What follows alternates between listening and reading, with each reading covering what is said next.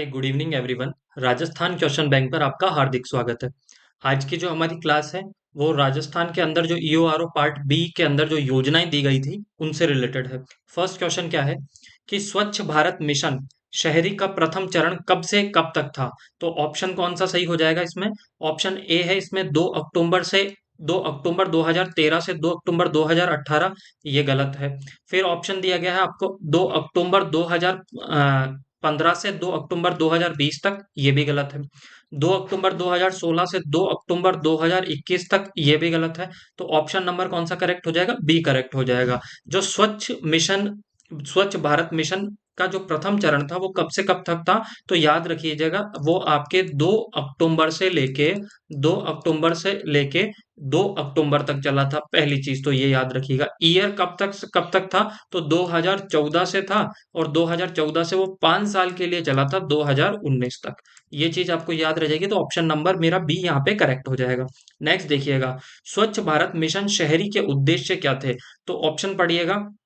खुले में मल त्याग की प्रथा को समाप्त करना, बिल्कुल सत्य है। नगरीय ठोस अपशिष्ट का आधुनिक और वैज्ञानिक प्रबंधन करना, यह भी सत्य है। शहरी स्थानीय निकायों का समता संवर्धन करना, यह भी सत्य है। तो ऑप्शन नंबर मेरा यहाँ पे डी यहाँ पे क्या हो जाएगा? करेक्ट हो जाएगा। नेक्स्ट देखिएगा आप, भारत सरकार ने शहरों में कुल कितने सामुदायिक शौचालय के निर्माण का लक्ष्य रखा था? तो कितने का रखा था? तो वो रखा था आपके, सॉरी, 1500 का। किसने? राजस्थान सरकार ने। मैंने भारत सरकार बोल दिया, ये गलत है। राजस्थान सरकार ने शहरों में कुल 1500 सामुदायिक शौचालयों के निर्माण का लक्ष्य रखा था। ये चीज याद रखिएगा। नेक्स्ट, राज्य में सामुदायिक एवं सार्वजनिक शौचालयों के निर्माण में के संबंध संदर्भ में निम्नलिखित कथनों पर विचार कीजिए। भारत सरकार द्वारा प्रति शीट दो आपके 39,200 रुपए का अनुदान दिया जा रहा है। यह सत्य है। राजस्थान सरकार भारत सरकार के अनुदान के 33% के बराबर योगदान देगी। ये भी सत्य है। शेष राशि नगरीय निकायों द्वारा वहन की जाएगी। ये भी सत्य है। तो इसमें से कौन सा कथन सत्य हो जाएगा? ऑप्शन नंबर डी मेरा यहाँ पे सही है। देखो मैं आपको बताता हूं कि आपके सामुदायिक एवं जो सार्वजनिक शौचालय हैं उनके निर्माण के लिए भारत सरकार कितना दे रही है? भारत सरकार तो दे रही है आपके 39,200 रुपए। ठीक है। इसका 1/3, इसका जितना भी होगा 1/3, या इसका जो 33% है वो किसके द्वारा दिया जा रहा है? वो दिया जा रहा है आपके किसके? राजस्थान सरकार के द्वारा। और जो रिमेनिंग पैसा बचता है, रिमेनिंग जो इसके अलावा जो पैसा है वो किसके द्वारा दिया जा रहा है? आपके नगरीय निकायों के द्वारा दिया जा रहा है। किसके द्वारा दिया जा रहा है?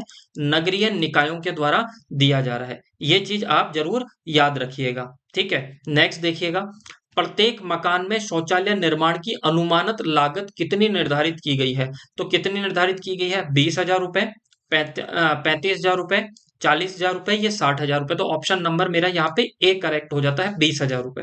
नेक्स्ट देखिएगा, स्वच्छ भारत मिशन शहरी के संदर्भ में निम्नलिखित कथनों पर विचार कीजिए।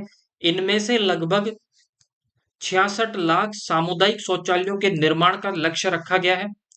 ऑप्शन ए है ये तो। ठीक है, एक तो ये है। दूसरा क्या है? घर घर जाकर 100% कचरा संग्रहण करने का लक्ष्य।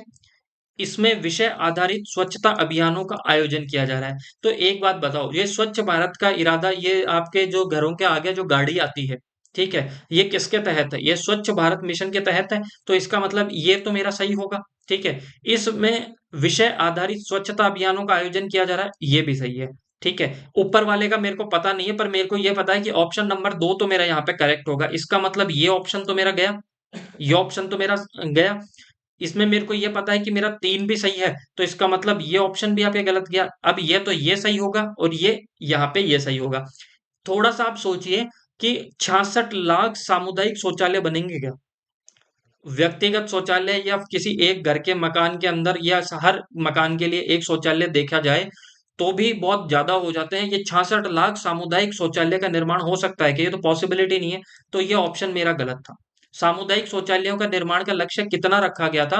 वो रखा गया था आपका 2.52 लाख। 2.52 लाख। ये तो क्या है? सामुदायिक। और सार्वजनिक कितने हैं? तो ये है 2.56 लाख। ये किसका है? ये सार्वजनिक का लक्ष्य रखा गया था। ये आपके सार्वजनिक शौचालय का और ये आपके सामुदायिक शौचालय का लक्ष्य रखा गया था। इतना याद रखिएगा। आई होप आपको ये चीज समझ में आई होगी। नेक्स्ट देखिएगा आप, तो इसमें से कौन सा ऑप्शन सही हो जाएगा? ऑप्शन नंबर मेरा कौन सा करेक्ट हो जाएगा? ये मेरा करेक्ट हो जाएगा। नेक्स्ट, स्वच्छ भारत मिशन शहरी 2.0 की अवधि कितनी है? तो ये कितने सालों के लिए है? ये 5 सालों के लिए है। कितने सालों के लिए है? 5 सालों के लिए है। कब से स्टार्ट हुआ था? तो ये हुआ था आपके 1 अक्टूबर 2021 से। कितने? 1 अक्टूबर 2021 से। तो कब खत्म होगा? तो ये होगा 2026 के अंदर। और कब? तो ये होगा आपके 31 मार्च 2026 को ये खत्म होगा। ठीक है, तो ये मिशन कब स्टार्ट हुआ था? तो ऑप्शन नंबर कौन सा करेक्ट हो जाएगा? मेरा करेक्ट हो जाएगा ऑप्शन नंबर यहाँ पे सी करेक्ट हो जाएगा, बाकी यहाँ पे क्या है? गलत है। इतनी चीज समझ में आई क्या आपको? नेक्स्ट देखिएगा, स्वच्छ भारत मिशन शहरी 2.0 का वित्त पोषण किस प्रकार होगा? मतलब इसमें पैसे किसके कितने होंगे? तो याद रखिएगा, इसमें से राज्य सरकार का 40%, केंद्र सरकार का 60%, राज्य सरकार का 50%, केंद्र सरकार का 50%, राज्य सरकार राज्य सरकार द्वारा 100% और 100% केंद्र सरकार। तो ये दो ऑप्शन तो मेरे गए। तो याद रखिएगा, जो इसका वित्त पोषण होगा ना, उसमें 40% तो आपके किसके द्वारा दिया जा रहा है? वो दिया जा रहा है आपके राज्य सरकार के द्वारा। राज्य सरकार के द्वारा 40%, तो रिमेनिंग 60% किसके द्वारा दिया जा रहा होगा? ये दिया जा रहा होगा आपके किसके द्वारा? केंद्र सरकार के द्वारा। किसके द्वारा? केंद्र सरकार के द्वारा। तो ये चीज आप जरूर याद रखिएगा। तो ऑप्शन कौन सा करेक्ट हो जाएगा मेरा? ऑप्शन नंबर ए मेरा करेक्ट हो जाएगा। नेक्स्ट देखिएगा, स्वच्छ भारत मिशन शहरी 2.0 के संदर्भ में निम्नलिखित कथनों पर विचार कीजिए। यहाँ पे ये आप समझ जाएगा, मैंने यहाँ पे पॉइंट लगाना भूल गया, तो ये जरूर आप देख लीजिएगा। ठीक है, अगले 5 वर्षों में शहरों को कचरा मुक्त कराने का लक्ष्य बिल्कुल सही है। 2 लाख करोड़ रुपए के परिव्यय के साथ वर्ष 2021 से 2026 तक लागू होगा। ये ऑप्शन गलत है। ये ऑप्शन गलत है। फिर तीसरा दिया है, एकल उपयोग वाले प्लास्टिक का विनिर्माण का प्रयोग बंद करने का लक्ष्य, तो ये सही है। तो जिस भी ऑप्शन में एक नहीं है वो गलत हो जाएगा, एक इसमें नहीं है। जिस ऑप्शन में आपके कौन सा नहीं है? 3 नहीं है, तो ये गलत हो गया। अच्छा, तो ये 2 ऑप्शन तो निकल गए। इसका मतलब आप ऑप्शन एलिमिनेट से करोगे तो आपके चांसेस 50% तो हो जाएंगे कि अगर आपको एक भी आता है तो आपके वो कैंसिल आउट हो जाएगा। इन दोनों में से एक सही होगा। तो याद रखिएगा, यहाँ पे 2 लाख करोड़ रुपए का, यहाँ पे मैं थोड़ा इरेज कर देता हूँ। देखो, 2 लाख करोड़ रुपए का परिव्यय नहीं किया गया। कितने लाख रुपए तक का टारगेट रखा गया था? 1.41 करोड़ रुपए के खर्च का अनुमान था। तो ऑप्शन नंबर मेरा ये गलत है। तो यहाँ पे कौन सा सत्य हो जाएगा? ऑप्शन नंबर मेरा 1 और 3 करेक्ट है। तो ऑप्शन नंबर सी मेरा करेक्ट हो जाएगा, डी मेरा यहाँ पे गलत है। नेक्स्ट देखिएगा, स्वच्छ भारत मिशन 2.0 में लाभार्थी हो सकते हैं। कौन लाभार्थी हो सकते हैं? देखिएगा, शहरी क्षेत्रों में ऐसे परिवार जिनकी घरेलू शौचालय तक पहुंच नहीं है, बिल्कुल सत्य है। अस्वच्छ शौचालय वाले सभी घर, ये भी सत्य है। स्थानीय निकाय द्वारा चिन्हित समूह, ये भी सही है। तो ऑप्शन नंबर मेरा यहाँ पे डी करेक्ट हो जाएगा।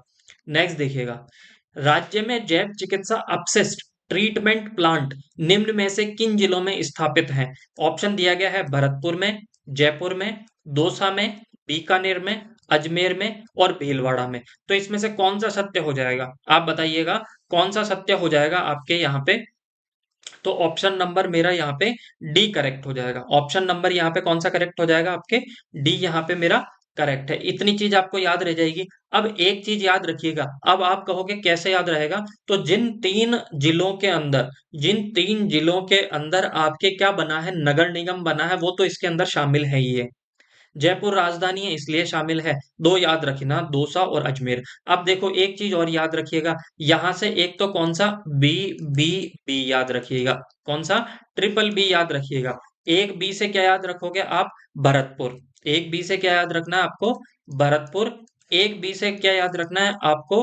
बीकानेर। और एक बी से क्या याद रखना है? एक बी से याद रखना है आपको कौन सा? भीलवाड़ा। इन तीनों के अंदर क्या बने हैं? नगर निगम बने हैं। तो ये तीनों जिले तो आगे ही आगे।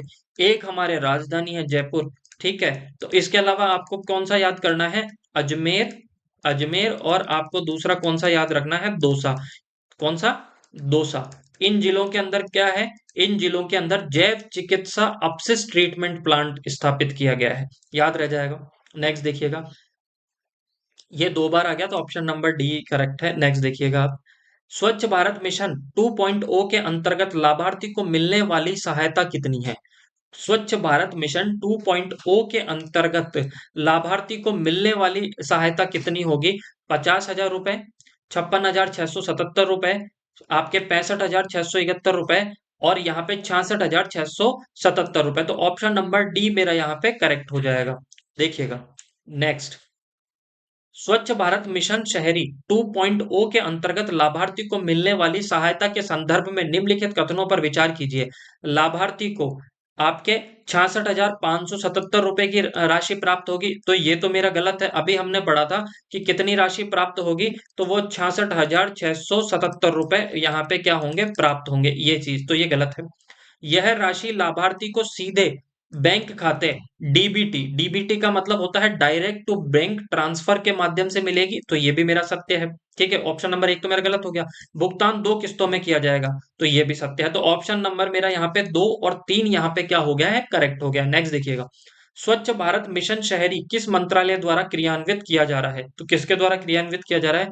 शहरी मामले एवं आवासन मंत्रालय द्वारा, पर्यटन द्वारा, संस्कृति द्वारा, पेयजल और स्वच्छता मंत्रालय। अब एक थोड़ा सा आप दिमाग लगाते कि आपका पर्यटन मंत्रालय का स्वच्छता से क्या मतलब है और संस्कृति मंत्रालय का क्या मतलब है, तो यहाँ पे ये दो में से सत्य होगा, तो इसमें से ऑप्शन नंबर ए मेरा यहाँ पे करेक्ट है। नेक्स्ट, स्वच्छ भारत मिशन 2.0 के लिए अगले 5 वर्षों के लिए कितना बजट निर्धारित किया गया है? अभी इससे पहले मैंने आपको बताया था। तो ऑप्शन ए है 1.21 लाख करोड़, आपके 1.31 लाख करोड़, 1.41 लाख करोड़, और आपके 1.61 लाख करोड़। तो इसमें से कौन सा सत्य हो जाएगा? तो इसमें से ऑप्शन नंबर सी मेरा यहाँ पे क्या हो जाएगा, करेक्ट हो जाएगा। देखो कैसे याद करोगे, तो याद रखिएगा जयपुर के अंदर जो टेलीफोन नंबर है, ठीक है, तो उसके अंदर पहले इनका कोड क्या है, तो 0141, क्या 0141, बस जीरो हटा देना आप जयपुर के कोड के आगे से, वही तो वहां पे क्या लगा दोगे, 1.41 आपके क्या है, बजट रखा गया था किसके लिए, स्वच्छ भारत मिशन शहरी के लिए। ठीक है, कितने सालों के लिए, 5 सालों के लिए। ठीक है, नेक्स्ट देखिएगा आप। तो एक योजना तो हमने कंप्लीट कर ली। ठीक है, अब दूसरी है इंदिरा रसोई योजना। इंदिरा रसोई योजना के क्वेश्चंस देखते हैं हम। देखिएगा, इंदिरा रसोई योजना का शुभारंभ कब किया गया, कब किया गया था? तो इसमें याद रखिएगा, इसमें सब 20 है। क्या इंदिरा रसोई योजना के अंदर क्या है, सब 2020 है, सब क्या है, 2020। तो यहाँ पे देखो, यहाँ पे 15 अगस्त दे रखा है, गलत है, यहाँ पे गलत है, तो इन दोनों में से एक सही होगा। तो यहाँ पे 20 अगस्त 2020 और 20 नवंबर 2020, तो ये आपके करेक्ट हो जाएगा। 20 नवंबर 2020 को इंदिरा रसोई योजना का शुभारंभ किया था। और ये किसने किया था? तो हमारे यहाँ पे जो मुख्यमंत्री हैं, वो मुख्यमंत्री उस समय कौन थे, आपके श्रीमान अशोक गहलोत। तो यहाँ पे अशोक गहलोत के टाइम पे, ठीक है, अशोक जी के टाइम पे ये चालू हुई थी। ये चीज आपको याद रह जाएगी। दूसरी चीज क्या याद रखनी है, कब ये स्टार्ट हुई थी? तो ये हुई थी आपके कब, 20 अगस्त 2020। बस ऐसा याद रखना है कि इसमें जो आपके इंदिरा रसोई योजना में क्या है, 2020 है। अच्छा, इंदिरा रसोई योजना का नाम चेंज कर क्या क्या कर दिया गया, अन्नपूर्णा योजना। क्या, अन्नपूर्णा योजना, इसका नाम परिवर्तन करके कर दिया गया है। बस ये याद रखिएगा आप। नेक्स्ट देखिएगा, इंदिरा रसोई योजना का शुभारंभ किसके द्वारा किया गया? अब देखो, अपने यहाँ पे चालू हुई है तो मोदी जी गलत हो गए, तो अभी मैंने आपको ये बताया था किसके द्वारा, माननीय मुख्यमंत्री अशोक गहलोत के द्वारा। इंदिरा रसोई योजना का आरंभ कितने नगर निकायों के क्रियान्वयन में किया गया था? तो 210 नगर निकायों में, 213, 223 या 240? तो कितने नगर निकायों में किया गया था? तो ये किया गया था आपके 213 नगर निकायों में किया गया था। नेक्स्ट देखिएगा, इंदिरा रसोई योजना के अंतर्गत प्रति थाली की कीमत कितनी निर्धारित है? 6 रुपए थाली, 8 रुपए थाली, 12 रुपए थाली या 17 रुपए थाली? तो देखो, 8 रुपए, जब जैसे ही आप इंदिरा रसोई योजना के तहत आप 8 रुपए दोगे, तो उसके बाद में आपको खाना मिल जाएगा। अब 8 रुपए में तो खाना मिलता नहीं है, तो इसके लिए आपके 22 रुपए तो किसके द्वारा दिए जा रहे हैं, 22 रुपए तो दे रही है राज्य सरकार, और आपको कितने देने हैं, 8 रुपए। तो इसमें से ये हो जाएगा 8 रुपए प्रति थाली। नेक्स्ट, आरंभ में इंदिरा रसोई योजना में राज्य सरकार द्वारा प्रति थाली कितना अनुदान निर्धारित किया गया था? 12 रुपए प्रति थाली, 17 रुपए प्रति थाली, 19 रुपए प्रति थाली या आपके 27 रुपए प्रति थाली? तो कितना किया गया था, वो किया गया था आपके 12 रुपए प्रति थाली। नेक्स्ट देखिएगा, इंदिरा रसोई योजना हेतु आरंभिक प्रतिवर्ष निर्धारित बजट है, तो कितना है? 70 करोड़, 90 करोड़, 200, 100 करोड़ और 12 करोड़। तो देखो इंदिरा रसोई योजना जब स्टार्ट हुई थी कब? 20 नवंबर 2020 को ये योजना स्टार्ट हुई थी। तो इसके लिए जो बजट रखा गया था वो रखा गया था कितना? 100 करोड़ रुपए। कितना? आपका 100 करोड़ रुपए उसका बजट रखा गया था। तो ऑप्शन नंबर मेरा सी यहाँ पे करेक्ट हो जाएगा। नेक्स्ट देखिएगा, आरंभ में इंदिरा रसोई योजना में कितने लोगों को लाभान्वित करने का लक्ष्य रखा गया था स्टार्टिंग में? तो कितना रखा गया था? तो यहाँ पे आपके 1.34 लाख करोड़ प्रतिवर्ष, 1.34 लाख प्रति व्यक्ति प्रतिवर्ष, कितने? 4.87 करोड़ प्रति व्यक्ति प्रतिदिन, 1.37 लाख प्रतिवर्ष एवं 4.87 करोड़ प्रति व्यक्ति प्रतिदिन, 1.31 लाख व्यक्ति एवं प्रतिवर्ष 4.83 करोड़ प्रति व्यक्ति और 1.44 और 4.97। तो इसमें से कौन सा सत्य हो जाएगा? तो इसमें से आपका कौन सा सत्य हो जाएगा? इसमें से ऑप्शन नंबर एक करेक्ट हो जाएगा। मतलब प्रतिदिन कितने व्यक्ति खाना खा रहे थे? प्रतिदिन व्यक्ति खा रहे थे आपके 1.34 लाख इंदिरा रसोई के तहत व्यक्ति खाना खा रहे थे। और प्रतिवर्ष इनको काउंट करोगे तो कितना हो जाएगा? आपके 4.87 लाख करोड़ हो जाएंगे।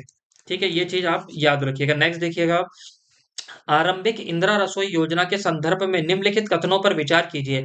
प्रति थाली 100 ग्राम दाल, 200 ग्राम सब्जी और 250 ग्राम चपाती एवं अचार, ये गलत है। ठीक है, तो ये ऑप्शन गलत है। क्यों? क्योंकि इसके अंदर 100 ग्राम तो आपके क्या मिल रही थी इंदिरा रसोई योजना के तहत? आपको दाल मिल रही थी। 100 ग्राम क्या मिल रही थी? सब्जी मिल रही थी, 100 ग्राम सब्जी। ठीक है, याद रहेगा। 300 ग्राम रोटी, 300 ग्राम क्या मिल रही थी इसके तहत? आपको रोटी दी जा रही थी, चपाती। ठीक है, और रिमेनिंग ये तो कितने हो गए? 500। और जो 100 ग्राम है वो 100 ग्राम आपको क्या मिल रहे थे? या तो 100 ग्राम आपको मिल रहे थे चावल, 100 ग्राम या तो क्या मिल रहे थे? चावल। या फिर आपको जब चावल नहीं मिलते तो उनके जगह क्या दी जा रही थी? मिलेट्स। मिलेट्स की क्या मतलब? बाजरे की खिचड़ी वगैरह ये दी जा रही थी। ये चीज याद रखिएगा। तो इसमें तो ये तो गलत है आपको। ठीक है, जिला स्तरीय समिति आवश्यकता के अनुसार स्थान, भोजन मेन्यू व भोजन के समय का चयन कर सकती है, बिल्कुल सत्य है। इसमें क्या हो गया था, जिला स्तर की जो समिति थी उनको ये छूट दी गई थी कि आप स्वतंत्र हो कि भाई क्या भोजन आपको क्या मेन्यू रखना है, कि आज किसकी सब्जी रखनी है, आज क्या देना है, क्या। तो उसका आप चयन कर सकते हो। दूसरा, आपने खाना खाया, खाना खाने के बाद में आप चाहते तो राज्य सरकार ने मतलब एक तरीके से फीडबैक देने की सुविधा दी थी कि खाना अच्छा लगा या नहीं लगा। तो आप क्या कर सकते थे? आप एसएमएस करके बता सकते थे कि आज का खाना अच्छा लगा है, इसके अंदर ये तो फीडबैक देने की सुविधा इसके अंदर आपको दी गई थी। तो ऑप्शन नंबर 2 और 3 मेरा यहाँ पे करेक्ट हो गया, बाकी यहाँ पे क्या है? गलत है। नेक्स्ट देखिएगा, इंदिरा रसोई योजना के अंतर्गत प्रत्येक रसोई संचालक हेतु कितनी राशि प्रदान की जा रही थी? तो देखो, याद रखिएगा कि आज मानो आपको आपके नगर पालिका के अंदर या नगर निगम के अंदर आपको इंदिरा रसोई योजना खोलनी है। ठीक है, इंदिरा रसोई योजना संचालन करनी है। तो उसके लिए आपको कितने रुपए मिलेंगे? तो आपको 5 लाख रुपए सरकार देगी। वो कैसे देगी? वो तो दे देगी एक मुश्त, एक साथ में आपको कितने दे देगी? 5 लाख रुपए देगी। और 3 लाख रुपए आपको प्रति वर्ष दिए जाएंगे। ये कैसे दिए जाएंगे? प्रति वर्ष 3 लाख रुपए और एक मुश्त 5 लाख रुपए। तो देखो, 3 लाख एक मुश्त गलत, 3 लाख एक मुश्त गलत, 3 लाख एक मुश्त और 3 लाख रुपए प्रति वर्ष। तो ऑप्शन नंबर मेरा सी यहाँ पे क्या है? करेक्ट है। नेक्स्ट देखिएगा, इंदिरा रसोई योजना के संदर्भ में निम्नलिखित कथनों पर विचार कीजिए। दोपहर का भोजन 10 बजे से 2 बजे तक उपलब्ध रहेगा। नहीं, दोपहर का जो भोजन होगा वो सुबह 8:30, मेरे को थोड़ा सा इसमें कंफ्यूजन था, 8:30 बजे से ये रहता है आपके 1 बजे तक, 1 बजे तक। और 1 बजे तक, और शाम को ये चालू होती है 5 बजे से, 5 बजे से 8 बजे तक। ठीक है, तो इसका मतलब यह ऑप्शन तो गलत है आपके। ठीक है, ये ऑप्शन तो गलत है, तो इसमें ये गलत हो गया, एक जिसमें आ रहा है ये गलत हो गया। सभी कथन सही हो नहीं सकते, तो बाकी बचाइए। आगे पढ़ने की आपको ज्यादा जरूरत ही नहीं है। फिर भी हम पढ़ लेते हैं कि आवश्यकता एक्सटेंशन काउंटर द्वारा भोजन वितरण किया जाएगा, सत्य है। भोजन के समय कोई दस्तावेज लाना आवश्यक नहीं है, ये भी सत्य है आपके। ये चीज आप याद रखिएगा। नेक्स्ट देखिएगा, आरंभ में जयपुर में कुल कितनी इंदिरा रसोई संचालित थी? तो कितनी थी? 20 रसोइयां संचालित थी। नेक्स्ट देखिएगा, इंदिरा रसोई योजना के संदर्भ में निम्नलिखित कथनों पर विचार कीजिए। आरंभ में कोटा व जोधपुर नगर निगम में 16 इंदिरा रसोइयां संचालित थी, बिल्कुल सत्य है। अजमेर, बीकानेर, भरतपुर निगम में आपके 10 इंदिरा रसोइयां संचालित थी। ये मेरा क्या है? गलत है। तो ऑप्शन नंबर 1 मेरा यहाँ पे करेक्ट हो जाएगा। नेक्स्ट देखिएगा, आरंभ में प्रत्येक नगर पालिका में कितनी इंदिरा रसोइयों की स्थापना की गई थी? तो देखो, आरंभ में जो नगर पालिका थी ना, नगर पालिका नगर पालिका बोर्ड के अंदर नगर पालिका बोर्ड के अंदर तो कितनी रसोइयां चालू थी? तो एक नगर पालिका के अंदर एक रसोई आपके चालू थी। ठीक है, किसके अंदर? नगर पालिका के अंदर एक। नगर परिषद, ठीक है, नगर परिषद के अंदर कितनी थी? तो नगर परिषद के अंदर तीन थी। नगर निगम की मेरे को याद नहीं आ रही, तो मैं आपको टेलीग्राम पे वो आपको बता दूंगा। तो ऑप्शन नंबर एक मेरा यहाँ पे करेक्ट है, नगर पालिका में पूछ रहा है आपसे। नेक्स्ट, इंदिरा रसोई योजना के संदर्भ में निम्नलिखित कथनों पर विचार कीजिए। इस योजना में प्रति व्यक्ति इस योजना में व्यक्ति और कॉरपोरेट फर्म आर्थिक सहयोग कर सकती है, सत्य है। सहयोग रजिस्टर्ड जिला स्तरीय इंदिरा रसोई बैंक खाते में ही किया जाएगा, ये गलत है। व्यापारिक संस्थान सीएसआर फंड से सहयोग कर सकते हैं। तो ऑप्शन नंबर एक और दो मेरा सही है। तो यहाँ पे एक और तीन सत्य है, एक और तीन सत्य है। अब देखो यहाँ पे मैं आपको समझाता हूँ। इसके अंदर क्या होता है कि इंदिरा रसोई योजना के अंदर सरकार तो अनुदान दे ही रही है। ठीक है, सरकार अनुदान दे रही है। आप प्रति व्यक्ति जो वहां पे खाना खाने जाता है वो भी अनुदान देता है। तो सरकार ने क्या किया कि जैसे मानो कि आपका जन्मदिन है या आपके घर में कोई भी फेस्टिवल है, तो आप चाहो तो सरकार के खाते में पैसा ट्रांसफर कर दो।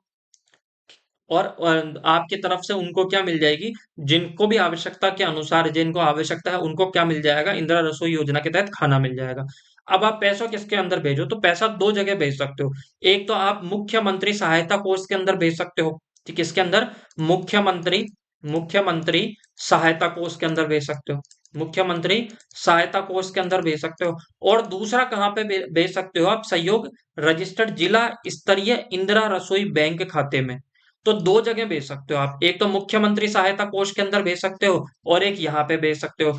अब इसमें ऑप्शन में क्या दिया कि सहयोग रजिस्टर्ड जिला स्तरीय इंदिरा रसोई बैंक खाते में ही किया जाएगा, केवल इसमें थोड़ी किया जाएगा, इसलिए ये गलत हो गया। ठीक है, सीएसआर फंड क्या होता है कि ये आपके कोऑपरेटिव सोशल रेस्पॉन्सिबिलिटी इस नाम से होता है। हर कंपनी के अंदर एक फंड बनाया जाता है कि इससे हम क्या करेंगे, लोगों को सहयोग के लिए, बस इतना समझिए। तो ऑप्शन नंबर सी मेरा यहाँ पे करेक्ट है। इंदिरा रसोई योजना के संदर्भ में निम्नलिखित कथनों पर विचार कीजिए। इंदिरा रसोई में जन्म दिवस या अन्य किसी उपलक्ष्य में कोई व्यक्ति भोजन प्रायोजित कर सकता है, सत्य है कि आपका जन्मदिन है तो आप चाहो तो भोजन करवा सकते हो। अच्छा, आपने भोजन करवाया तो वहां पे वो जो यहाँ पे इंदिरा रसोई होती है उसके आगे डिस्प्ले लगी हुई होती है। डिस्प्ले का मतलब वहां पे आपका नाम लिखा हुआ रहेगा। ठीक है, जैसे बसों के अंदर लो फ्लोर के आगे नहीं लगी होती है, तो वहां पे आपके डिस्प्ले पे आपका नाम रहेगा कि मिस्टर एक्स के द्वारा उनके जन्मदिन पर या इनके खाना खिलाया जा रहा है। तो प्रायोजित भोजन का प्रदर्शन डिस्प्ले बोर्ड पर किया जाता है, सत्य है। राज्य स्तरीय समिति रसोइयों के दिन प्रतिदिन संचालन की नियमित मॉनिटरिंग एवं समीक्षा करती है। कौन? राज्य स्तरीय समिति रसोइयों के दिन प्रतिदिन संचालन की नियमित मॉनिटरिंग करती है। तो इसमें राज्य स्तरीय समिति रसोइयों के दिन प्रतिदिन, तो देखो ये ऑप्शन गलत था। ये ऑप्शन इसलिए गलत है क्योंकि राज्य स्तरीय समिति है ना, तो राज्य स्तरीय समिति के साथ साथ में आपकी कौन भी करती है? जिला स्तरीय समिति भी तो करती है। जिला स्तरीय आपकी समिति भी क्या करती है? मॉनिटरिंग करती है। तो ये गलत है, राज्य स्तरीय व जिला स्तरीय समिति मॉनिटरिंग करती है। तो इसमें मेरा एक और दो ऑप्शन सत्य है। नेक्स्ट देखिएगा, इंदिरा रसोई योजना के संदर्भ में निम्नलिखित कथनों पर विचार कीजिए। नगर निगम में 500 थाली दोपहर में, 500 थाली रात्रि में भोजन के लिए रखी जाएगी, गलत है। इससे पहले मैं आपको बता देता हूं।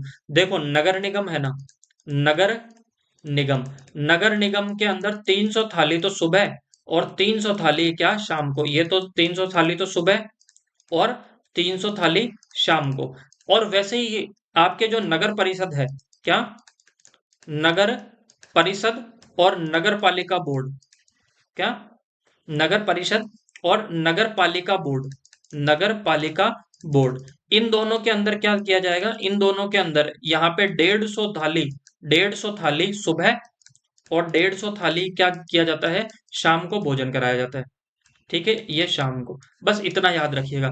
तो देखो नगर परिषद में 300 थाली गलत है, नगर पालिका बोर्ड में 150 थाली दोपहर में, 150 थाली रात्रि में भोजन कराया जाएगा। तो तीन सही है, तो केवल यहाँ पे तीन सही हो जाएगा, मतलब ऑप्शन नंबर डी मेरा यहाँ पे करेक्ट होगा। एक चीज जरूर याद रखिएगा, नगर निगम के अंदर 300, नगर पालिका बोर्ड के अंदर 150 और नगर परिषद के अंदर भी 150। ये चीज आपको याद रखनी है।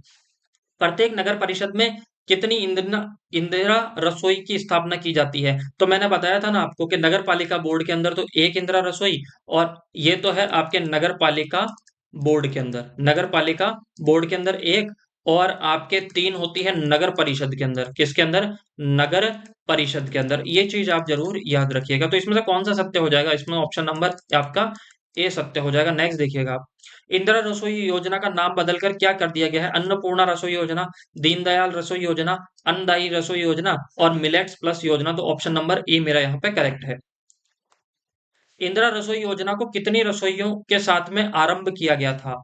कितनी रसोइयों के साथ में किया गया था? 313, 240, 358, 426। तो ये कितना है आपके? 358 योजना के साथ। तो देखो मैंने पहले आपसे बताया था कि 213 नगरीय निकायों के साथ में स्टार्ट किया गया था। किसके?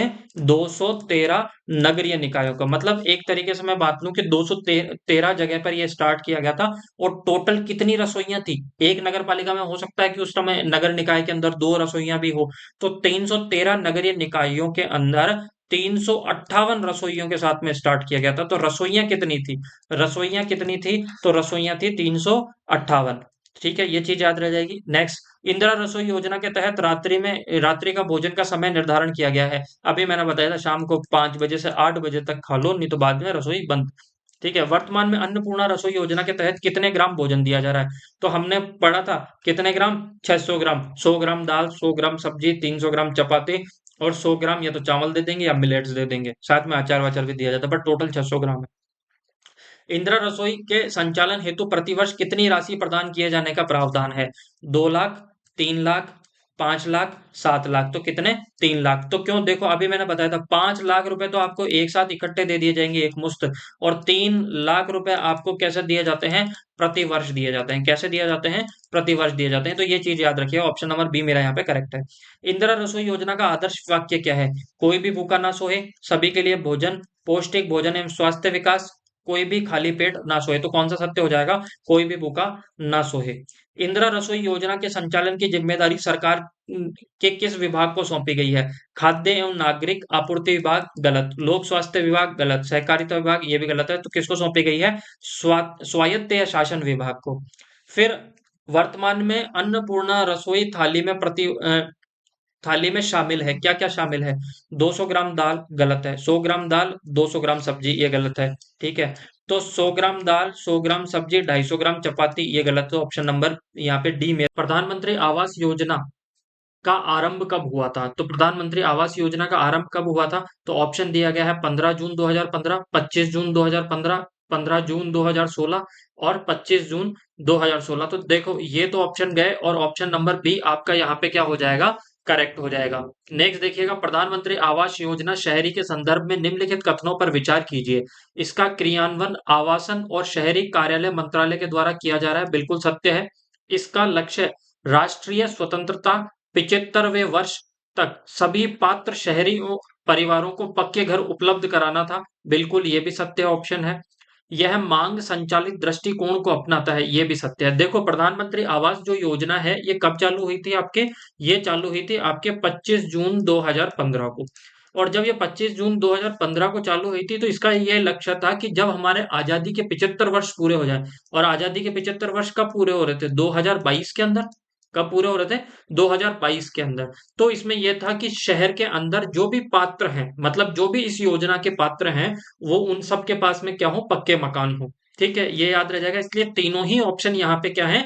करेक्ट है। तो यहाँ पे ऑप्शन नंबर डी मेरा क्या हो जाएगा? सत्य हो जाएगा। नेक्स्ट देखिएगा, प्रधानमंत्री आवास योजना शहरी के अंतर्गत आवासों की आवश्यकता का आंकलन किसके द्वारा किया जाता है?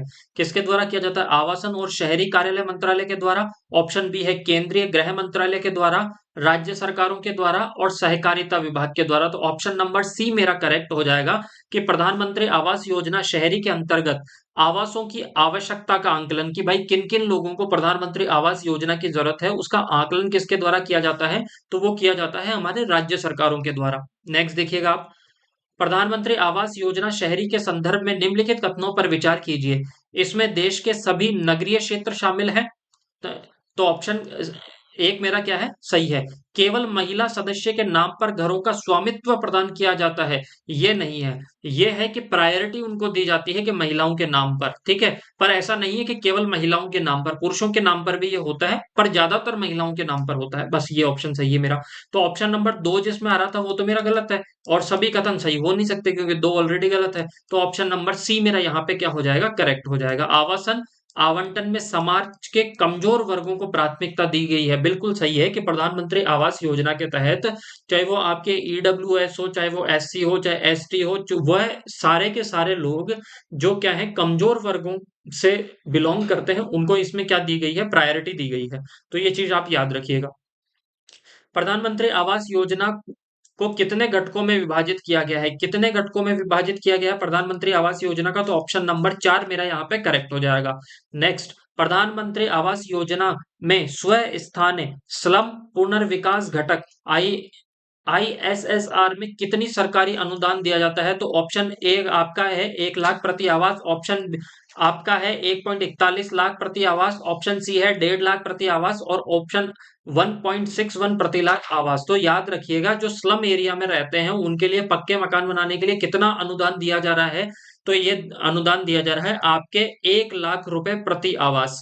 याद रह जाएगा आपको। नेक्स्ट, प्रधानमंत्री आवास योजना में स्व स्थानीय स्लम पुनर्विकास घटक के संदर्भ में निम्नलिखित कथनों पर विचार कीजिए।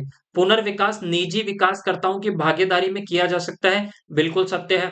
अन्य झुग्गियों के पुनर्विकास में हेतु केंद्रीय सहायता के उपयोग की राज्यों को छूट दी गई है, यह भी सत्य है। केंद्रीय अनुदान निजी स्वामित्व वाली भूमियों पर झुग्गियों के पुनर्विकास हेतु दिया जाएगा, तो ये ऑप्शन गलत है। देखो, केंद्रीय जो अनुदान है, मतलब मैं आपको सिंपल तो समझाता हूं कि जो आपके सेंटर गवर्नमेंट है, वो सेंटर गवर्नमेंट के द्वारा जो ग्रांट दिया जा रहा है, जो अनुदान दिया जा रहा है, वो निजी स्वामित्व वाली भूमियों पर, निजी स्वामित्व वाली भूमि मतलब जो किसी की प्राइवेट ओनर के ओनरशिप में है, पर झुग्गियों के पुनर्विकास हेतु नहीं दिया जाता।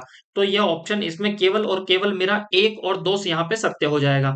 प्रधानमंत्री आवास योजना के ऋण आधारित ब्याज सब्सिडी योजना घटक में कितनी सब्सिडी, कितनी ब्याज सब्सिडी प्रदान की जाएगी। ऑप्शन ए 3 से 6.5% तक 2.6 लाख, 3 से 6 तक आपके 2.67 लाख, और 3 से 6.5 तक 2.57 लाख, और 3 से 6% तक 2.57 लाख। तो इसमें से कौन सा सत्य हो जाएगा, तो इसमें से याद रखिएगा कि 3 से 6% तक है, 3 से 6.5% तक कितनी सब्सिडी दी जाएगी, आपके 2,67,000। तो ऑप्शन नंबर ए मेरा यहाँ पे करेक्ट हो जाता है। नेक्स्ट देखिएगा आप, प्रधानमंत्री आवास योजना में केंद्रीय नोडल एजेंसी है, तो केंद्रीय नोडल एजेंसी कौन सी है प्रधानमंत्री आवास योजना के अंदर, आवास और शहरी विकास निगम, बिल्कुल। आवास, राष्ट्रीय आवास बैंक, नेशनल हाउसिंग बैंक जिसे बोलते हैं अपन, ये भी इसके अंदर क्या है, नोडल एजेंसी है। और एसबीआई, ये तीनों ही सत्य है, तो इसलिए मेरा ऑप्शन नंबर डी यहाँ पे क्या हो जाएगा, करेक्ट हो जाएगा। नेक्स्ट देखिएगा, प्रधानमंत्री आवास योजना के अंतर्गत ईडब्ल्यूएस श्रेणी की वार्षिक आय कितनी निर्धारित की गई है, तो याद रखिएगा ईडब्ल्यूएस की जो प्रधानमंत्री आवास योजना के अंदर पारिवारिक आय कितनी निर्धारित की गई है, वो की गई है 3 लाख रुपए महीना, सॉरी 3 लाख रुपए सालाना। प्रधानमंत्री आवास योजना के अंतर्गत मध्यम आय वर्ग 1 और मध्यम आय वर्ग 2 श्रेणी की वार्षिक आय क्रमशः कितनी निर्धारित की गई है, तो कितनी निर्धारित की गई है, तो ये याद रखिएगा। इसमें कौन सा ऑप्शन सही हो जाएगा, तो ऑप्शन सही हो जाएगा आपके 6 से 12 लाख रुपए और आपके 12 से 18 लाख रुपए। देखो, मैं इसको थोड़ा सा आपको समझा देता हूं। एक तो है अपने ईडब्ल्यूएस, ठीक है, एक तो है ईडब्ल्यूएस, और एक का नाम है आपका LIG, lower lower income group, और एक है आपका मिडिल इनकम ग्रुप, और एक है आपका मिडिल इनकम ग्रुप सेकंड। 4 हैं ये। देखो, ईडब्ल्यूएस में क्या है, ईडब्ल्यूएस है, ईडब्ल्यूएस के अंदर जो आय की कैटेगरी रखी गई है वो रखी गई है 3 लाख रुपए तक। कहां से, 3 लाख रुपए तक, ये 3 लाख मैक्सिमम लिमिट है। इसमें रखी गई है आपके कितनी, आपके 3 से 6 लाख रुपए। जो लोअर इनकम ग्रुप है उसके अंदर आय की जो कैटेगरी रखी गई है वो रखी गई है 3 लाख से 6 लाख रुपए, 3 लाख से 6 लाख रुपए।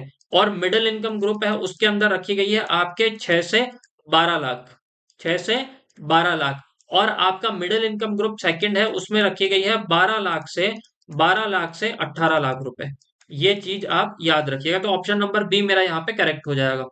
प्रधानमंत्री आवास योजना के अंतर्गत अधिकतम ऋण अवधि कितनी हो सकती है, मतलब अधिकतम कितनी ऋण अवधि हो सकती है, कितने टाइम के लिए ऋण दिया जाता है प्रधानमंत्री आवास योजना में। तो ऑप्शन नंबर मेरा यहाँ पे कितना हो जाएगा, ऑप्शन नंबर सी मेरा करेक्ट हो जाएगा, 20 सालों के लिए ऋण दिया जाता है। नेक्स्ट देखिएगा, प्रधानमंत्री आवास योजना के अंतर्गत निम्न आय वर्ग श्रेणी की वार्षिक पारिवारिक आय कितनी निर्धारित की गई थी। अभी मैंने आपको बताया था कि आपके जो लोअर इनकम ग्रुप है उसकी आय कितनी थी। तो ऑप्शन नंबर ए मेरा करेक्ट हो जाएगा, 3 लाख रुपए से लेके 6 लाख रुपए तक। नेक्स्ट देखिएगा आप, प्रधानमंत्री आवास योजना के ऋण आधारित ब्याज सब्सिडी योजना के संदर्भ में निम्नलिखित कथनों पर विचार कीजिए। देखिएगा, ईडब्ल्यूएस व LIG lower income group 6 lakh रुपए तक के ऋण हेतु पात्र हैं, जिन्हें जिस पर उन्हें 6.5% की क्या मिलती है, सब्सिडी मिलती है, ब्याज सब्सिडी। सत्य है, ठीक है। ये क्या है, ऑप्शन सही है। तो जिसमें ऑप्शन में मेरे एक नहीं आ रहा वो तो गलत हो जाएगा, वो तो मेरा गलत हो रहा है। फिर क्या है कि middle income group second 12 lakh तक के ऋण हेतु पात्र हैं, जिस पर उन्हें 4% सब्सिडी मिलेगी। कौन सा, 12 लाख रुपए तक थोड़ी है, ये आपका गलत है, ठीक है, ये आपका गलत है। ठीक है, यहाँ पे आपके क्या हो जाएगा, ये ऑप्शन गलत है। 12 लाख रुपए तक के 12 से 18 लाख रुपए, जो ये आपका मिडिल इनकम ग्रुप है, वो 12 लाख से 18 लाख के स्लेब में आता है और वहां पे 3% मिलता है, इसलिए ये मेरा क्या है, गलत है। कॉर्पोरेट एरिया ईडब्ल्यूएस हेतु 30 वर्ग मीटर, लोअर इनकम ग्रुप हेतु 60 वर्ग मीटर, मिडिल इनकम ग्रुप हेतु 160 वर्ग मीटर और मिडिल इनकम ग्रुप सेकंड हेतु 200 वर्ग मीटर निर्धारित किया गया है। तो इसमें ऑप्शन नंबर 3 मेरा सत्य है और 1 मेरा सत्य है। तो इसमें से कौन सा करेक्ट हो जाएगा, मेरा ऑप्शन नंबर 1 और 2 मेरा क्या हो जाएगा, सत्य हो जाएगा। नेक्स्ट देखिएगा, प्रधानमंत्री आवास योजना शहरी की विशेषताओं में क्या शामिल है। महिला सशक्तिकरण, स्वामित्व पट्टे की सुरक्षा या पर्याप्त भौतिक सामाजिक अवसंरचना। तो याद रखिएगा तीनों ही शामिल है, तो इसलिए कौन सा सत्य हो जाएगा, ऑप्शन नंबर डी मेरा करेक्ट हो जाएगा। नेक्स्ट देखिएगा, प्रधानमंत्री आवास योजना के भागीदारी में किफायती आवास घटक एएचपी का फुल फॉर्म है अफोर्डेबल हाउसिंग प्लान के अंतर्गत कितनी सरकारी अनुदान दिया जाता है, कितना सरकारी अनुदान दिया जाता है। तो याद रखिएगा वो 1.5 लाख रुपए आपका इसके अंदर क्या दिया जाता है, 1.5 लाख रुपए प्रति आवास आपके सरकारी अनुदान दिया जाता है। नेक्स्ट देखिएगा, भागीदारी में किफायती आवास घटक अफोर्डेबल हाउसिंग प्लान के तहत केंद्रीय सहायता प्राप्त करने के लिए परियोजना में न्यूनतम कितने आवास ईडब्ल्यूएस श्रेणी के होना आवश्यक है, 15%, 20%, 30% और या 35%। तो याद रखिएगा कि जो आपके ये योजना है जिसे अपन बोलते हैं ए से अफोर्डेबल, एच से हाउसिंग, पी से प्लान के तहत केंद्रीय सहायता प्राप्त करने के लिए जितने आपके मकान हैं, तो मिनिमम मकान कितने चाहिए, 250। उस 250 का जो 35% है वो किसके लिए रखा गया है, ईडब्ल्यूएस के लिए, इकोनॉमिक वीकर सेक्शन के लिए, याद रखिएगा। नेक्स्ट देखिएगा, भागीदारी में किफायती आवास घटक के तहत केंद्रीय सहायता प्राप्त करने के लिए परियोजना में न्यूनतम कितने आवास होना आवश्यक है, 100 आवास, 150 आवास, 200 आवास या फिर 250 आवास। तो ऑप्शन नंबर डी मेरा यहाँ पे करेक्ट हो जाएगा। भागीदारी में किफायती आवास घटक में शामिल ईडब्ल्यूएस आवासों के लिए अधिकतम मूल्य का निर्धारण किसके द्वारा किया जाता है, राज्यों और संघ शासित प्रदेशों के द्वारा, केंद्र सरकार द्वारा, विकासकर्ता द्वारा केंद्र सरकार की सहमति से या विकासकर्ता द्वारा राज्य सरकार की सहमति से। तो ऑप्शन नंबर डी और सी मेरा यहाँ पे क्या है, करेक्ट इनकरेक्ट है, बी भी यहाँ पे गलत है। तो ये किसके द्वारा किया जाता है, अधिकतम मूल्य का जो निर्धारण वो राज्यों के द्वारा किया जाता है या फिर संघ शासित प्रदेशों के द्वारा किया जाता है, याद रह जाएगा। नेक्स्ट देखिएगा, प्रधानमंत्री आवास योजना के लाभार्थी आधारित व्यक्तिगत आवास निर्माण विस्तार घटक के अंतर्गत कितना सरकारी अनुदान दिया जाता है। तो ऑप्शन ए है 2 लाख रुपए प्रति आवास, 2.21 लाख रुपए प्रति आवास, 1.5 लाख रुपए प्रति आवास या 1.7 लाख प्रति आवास। तो इसमें से कौन सा सत्य हो जाएगा, 1.5 लाख प्रति आवास दिया जाता है। नेक्स्ट देखिएगा, प्रधानमंत्री आवास योजना के लाभार्थी आधारित व्यक्तिगत आवास निर्माण विस्तार घटक के तहत सरकारी सहायता प्राप्त करने हेतु कॉर्पोरेट कितना होना चाहिए? ऑप्शन ए है मेरा न्यूनतम 12 वर्ग मीटर, अधिकतम 30 वर्ग मीटर, गलत है। न्यूनतम 25 वर्ग मीटर, अधिकतम 35 वर्ग मीटर, ये भी गलत है। न्यूनतम 20 वर्ग मीटर, अधिकतम 50 वर्ग मीटर, ये भी गलत है। तो ऑप्शन नंबर बी मेरा करेक्ट हो जाएगा कि आपको प्रधानमंत्री आवास योजना के लाभार्थी आधारित व्यक्तिगत आवास निर्माण, ठीक है, के तहत सरकारी सहायता प्राप्त करने के लिए कितना कॉर्पोरेट क्षेत्र कितना होना चाहिए? तो न्यूनतम 21 वर्ग मीटर और अधिकतम कितना होना चाहिए? 30 वर्ग मीटर। नेक्स्ट देखिएगा, प्रधानमंत्री आवास योजना के लाभार्थी द्वारा प्रस्तुत सूचना एवं भवन निर्माण योजना को किसके द्वारा प्रमाणित किया जाता है? तो किसके द्वारा प्रमाणित किया जाता है? आवासन और शहरी कार्यालय मंत्रालय के द्वारा, गलत है। राष्ट्रीय आवास बैंक के द्वारा, गलत है। आवास और शहरी विकास निगम हुडको के द्वारा, यह भी गलत है। तो ऑप्शन नंबर मेरा यहाँ पे सी करेक्ट हो जाएगा। किफायती रेंटल हाउसिंग कॉम्प्लेक्स के संदर्भ में निम्नलिखित कथनों पर विचार कीजिए। प्रधानमंत्री आवास योजना के अंतर्गत यह एक उप योजना है, बिल्कुल सत्य है। इसका उद्देश्य शहरी प्रवासियों, गरीबों को कार्यस्थल के निकट रहने हेतु किफायती किराए के आवास प्रदान करना है, बिल्कुल सत्य है। देखो, प्रधानमंत्री आवास जो योजना है इसके तहत आपको क्या है कि affordable housing, affordable rental housing complex के तहत, कॉम्प्लेक्स स्कीम के तहत क्या किया जाता है? जो भी आपके चाहे वो आपके वेंडर हो, चाहे स्ट्रीट वेंडर हो, चाहे आपके कोई भी जो गरीब तबके का इंसान, ये जो कोई भी बिजनेस करने वाला है, तो उसको आसपास के क्षेत्रों में अफोर्डेबल, जिसको वो क्या कर सके, अफोर्ड करे, उन अफोर्डेबल प्राइस पर क्या दिलाया जाता है? मकान किराए पे दिलाया जाता है, उसके बारे में ये बात की जा रही है। इसमें औद्योगिक क्षेत्र एवं गैर औपचारिक शहरी अर्थव्यवस्था दोनों शामिल है, बिल्कुल ये सत्य है। तो ऑप्शन नंबर डी मेरा यहाँ पे करेक्ट हो जाएगा। नेक्स्ट देखिएगा आप, global housing technology challenge India, GSTC India के संदर्भ में निम्नलिखित कथनों पर विचार कीजिए। इसका आरंभ विदेश मंत्रालय द्वारा आवासन और शहरी कार्य मंत्रालय के साथ मिलकर किया गया, गलत है। इसका जो ये चालू की गई थी वो किसके द्वारा की गई थी? आवासन और शहरी कार्यालय मंत्रालय के द्वारा, किसी के साथ मिलके नहीं। इसका उद्देश्य आवास निर्माण क्षेत्र में दुनिया भर के अभिनव निर्माण और प्रौद्योगिकियों की पहचान करना है, ये सत्य है। यह प्रौद्योगिकियां टिकाऊ, पर्यावरण और अनुकूल और आपदा प्रतिरोधी होगी, ये भी सत्य है। तो ऑप्शन नंबर मेरा 2 और 3 करेक्ट है। नेक्स्ट देखिएगा, क्लास आवास पोर्टल क्लैप क्या है? तो ये एक वेब आधारित निगरानी प्रणाली है, सत्य है। प्रधानमंत्री आवास योजना के तहत लाभार्थी को प्राप्त सब्सिडी को स्थिति जानने हेतु पोर्टल है, बिल्कुल। प्रधानमंत्री आवास योजना के सभी हितधारकों को वास्तविक समय में एकीकृत करने वाला एक ऑनलाइन मंच है, ये भी सत्य है। तो ऑप्शन नंबर डी मेरा यहाँ पे करेक्ट हो जाएगा। नेक्स्ट देखिएगा, 3 लाख से 5 लाख तक की आबादी वाले नगर निकायों में कितने शहरी आजीविका केंद्र स्थापित किए जा सकते हैं? तो जहां पे 3 लाख से 5 लाख तक की आबादी वाले नगरीय निकायों में कितने शहरी आजीविका केंद्र स्थापित किए जा सकते हैं? तो ऑप्शन 2, 3, 5, ये 6। तो ऑप्शन नंबर मेरा बी करेक्ट हो जाएगा। नेक्स्ट देखिएगा, प्रधानमंत्री आवास योजना के संदर्भ में निम्नलिखित कथनों पर विचार कीजिए। सहायता प्रत्यक्ष लाभ अंतरण के माध्यम से प्रदान की जाएगी, ये बिल्कुल सही है। निर्माण कार्य नहीं कराए जाने पर जो आपको सब्सिडी मिलती है की राशि सरकार को वापस करनी होगी, बिल्कुल।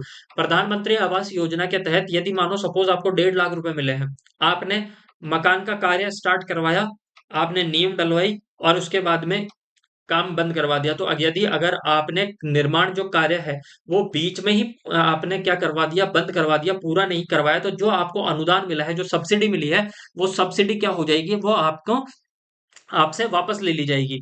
एक लाभार्थी केवल एक ही घटक का लाभ उठा सकता है, ये भी सत्य है।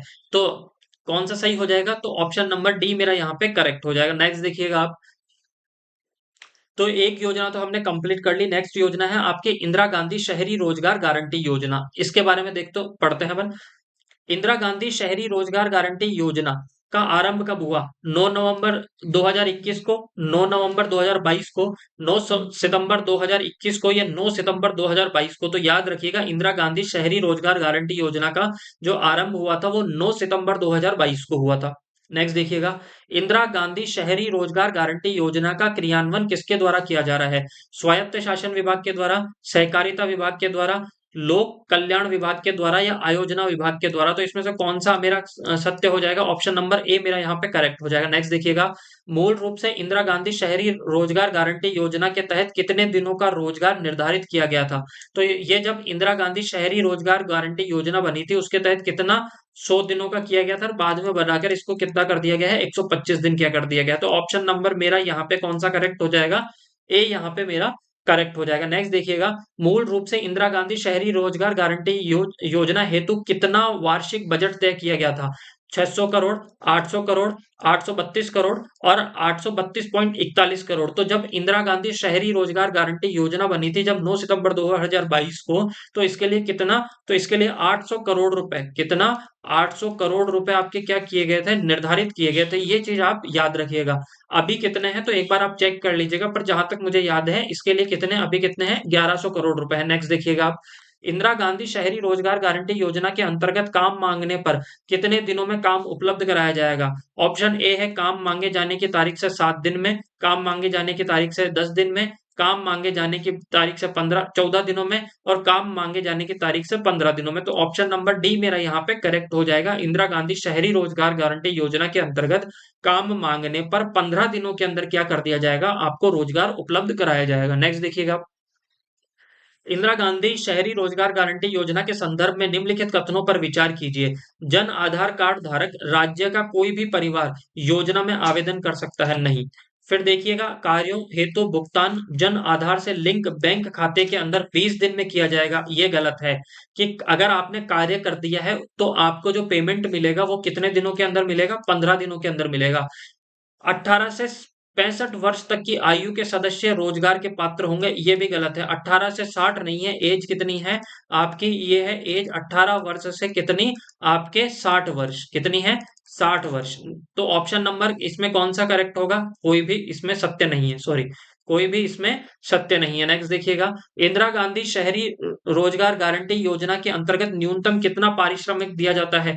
मिनिमम कितना? 271, 285, 333, 353। तो ऑप्शन नंबर बी मेरा यहाँ पे करेक्ट हो जाएगा। न्यूनतम 285 रुपए इसके लिए दिए जाते हैं। इंदिरा गांधी शहरी रोजगार गारंटी योजना के अंतर्गत शहरी निकायों को प्राप्त शिकायतों का निवारण कितने दिनों में किया जाता है? 3 दिनों में, 5 दिनों में, 7 दिनों में, 10 दिनों में। तो ये ऑप्शन नंबर मेरा सी करेक्ट हो जाएगा। 7 दिनों के अंदर इसका निवारण किया जाता है। और याद रखिएगा, 10 दिनों में निवारण किसके द्वारा किया जाता है? तो ये किया जाता है जिला कलेक्टर के द्वारा। किसके द्वारा? जिला कलेक्टर के द्वारा। याद रह जाएगा, जिला कलेक्टर के द्वारा। तो ऑप्शन नंबर मेरा यहाँ पे सी करेक्ट है। नेक्स्ट, इंदिरा गांधी शहरी रोजगार गारंटी योजना के अंतर्गत जिला कलेक्टर प्राप्त शिकायतों का निवारण कितने दिनों में करेगा? तो वो कितने दिनों में करेगा? वो करेगा आपके 10 दिनों में। इससे पहले मैंने आपको समझाया। नेक्स्ट देखिएगा आप, इंदिरा गांधी शहरी रोजगार गारंटी योजना के पर्यवेक्षण के संदर्भ में निम्नलिखित कथनों पर विचार कीजिए। इसके लिए त्रिस्तरीय पर्यवेक्षण प्रणाली स्थापित की गई है। बिल्कुल की गई है। एक तो राज्य स्तर पे की गई है, एक संभाग स्तर पे की गई है और एक जिला स्तर पे की गई है। त्रिस्तरीय प्रणाली है, तो ये सत्य है। संभाग स्तर की पर्यवेक्षण समिति के अध्यक्ष संभागीय आयुक्त होते हैं, सत्य है। स्थानीय निकाय की पर्यवेक्षण समिति के अध्यक्ष जिला कलेक्टर होंगे, बिल्कुल जिला कलेक्टर नहीं होंगे। इसके लिए कौन होंगे? आपके अधिशासी अधिकारी। अधिशासी अधिकारी इसके लिए क्या होंगे? समिति के अध्यक्ष होंगे। तो ये 3 मेरा गलत है। जिस ऑप्शन में 3 था वो मेरा गलत था, ये सही हो नहीं सकता। तो ऑप्शन नंबर ए मेरा यहाँ पे सत्य था। नेक्स्ट देखिएगा, आपके इंदिरा गांधी शहरी रोजगार गारंटी योजना हेतु स्थापित समन्वय समिति के सदस्य कौन होंगे? रुड़सिको के कार्यकारी निर्देशक, RUIDP के परियोजना निदेशक, नगरीय विकास, लोक निर्माण विभाग, कृषि वन विभाग के अधिकारी या उपयुक्त सभी। तो उपयुक्त सभी इसका क्या हो जाएगा? आंसर हो जाएगा। इंदिरा गांधी शहरी रोजगार गारंटी योजना के संदर्भ में निम्नलिखित कथनों पर विचार कीजिए। वर्ष 2023-24 में 3.19 लाख परिवारों को रोजगार आवंटित किया गया। ये गलत है। योजना के तहत नियोजित श्रमिकों को 80% से अधिक महिला श्रमिक लाभान्वित हुई थी। तो ऑप्शन नंबर मेरा बी यहाँ पे करेक्ट हो जाएगा। इंदिरा गांधी शहरी रोजगार गारंटी योजना के अंतर्गत शहरी निकायों में कार्यों का चयन करने का दायित्व किसे सौंपा गया है? जिला कलेक्टर को, मुख्य नगरपालिका अधिकारी को, निदेशक स्थानीय निकाय को या उप निदेशक क्षेत्रीय को। तो ऑप्शन नंबर इसमें मेरा बी करेक्ट हो जाएगा कि इंदिरा गांधी शहरी रोजगार गारंटी योजना के अंतर्गत शहरी निकायों में कार्यों के चयन के लिए किसको, सॉरी, किसको दायित्व सौंपा गया है? ये देखिएगा, सॉरी, ये देखिएगा, इसका मुख्य नगर पालिका अधिकारी नहीं होगा, इसका आंसर मेरा जो सही होगा वो होगा जिला कलेक्टर। नेक्स्ट देखिएगा, इंदिरा गांधी शहरी रोजगार गारंटी योजना के अंतर्गत उच्च कुशल श्रमिक को कितनी न्यूनतम मजदूरी मिलती है 2000 जनवरी 2023 के बाद से? तो उसे मिलती है कितनी आपके 359 रुपए, 359। देखिएगा, फर्स्ट क्वेश्चन क्या है आपका कि अमृत मिशन का आरंभ किया गया था, तो अमृत मिशन का आरंभ किसके द्वारा किया गया था? तो ऑप्शन ए दिया गया है, माननीय प्रधानमंत्री द्वारा दिनांक 25 जून 2015 को। आवासन और शहरी कार्य मंत्री द्वारा दिनांक 25 जून 2015 को। माननीय प्रधानमंत्री द्वारा दिनांक 15 जून 2015 को। आवासन और शहरी कार्य मंत्री द्वारा दिनांक 25 जून 2015 को। तो इसमें से कौन सा कथन सत्य हो जाएगा? तो इसमें से आपका ए नंबर का ऑप्शन करेक्ट हो जाएगा। जो अमृत मिशन है इसकी स्टार्टिंग कब की गई थी? आपके 25 जून 2015 को। फिर नेक्स्ट क्वेश्चन देखिएगा आप कि अमृत मिशन के अंतर्गत कितने शहरों की बुनियादी अवसंरचना में सुधार करने का लक्ष्य रखा गया था? तो कितने शहरों की बुनियादी अवसंरचना में सुधार करने का लक्ष्य रखा गया था? सभी अनुसूचित अनुसूचित शहरों में, 301 में, 451 में, या डी 500 शहरों में? तो ऑप्शन नंबर मेरा डी यहाँ पे करेक्ट हो जाएगा। नेक्स्ट देखिएगा, राजस्थान के कितने शहर अमृत मिशन में शामिल किए गए हैं? तो अमृत मिशन में कितने शामिल किए गए हैं? तो राजस्थान के 29 शहर शामिल किए गए हैं, जिसमें से एकमात्र शहर कौन सा है? देखो, इस अमृत जो मिशन है इसके अंदर ये जो जितने भी सिटी शामिल हुई थी उसमें से मुख्यतः वह शहर शामिल हुए हैं जिनकी जनसंख्या 1 लाख से ज्यादा है। तो राजस्थान के जो 29 शहर है ना, 29 शहर में से एक शहर के अंदर 1 लाख से कम जनसंख्या है और बाकी शहरों में 1 लाख से ज्यादा है। ठीक है, याद रखिएगा। ये एक शहर का अभी मेरे को ध्यान में नहीं आ रहा है, ये मैं आपको टेलीग्राम पे बता दूंगा। मेरे हिसाब से शायद झुंझुनू या झालावाड़ में से एक सिटी है। नेक्स्ट देखिएगा आप, अमृत मिशन के संदर्भ में निम्नलिखित कथनों पर विचार कीजिए। इसमें सामान्यतः 1 लाख से अधिक आबादी वाले शहरों को शामिल किया गया है, बिल्कुल सत्य है।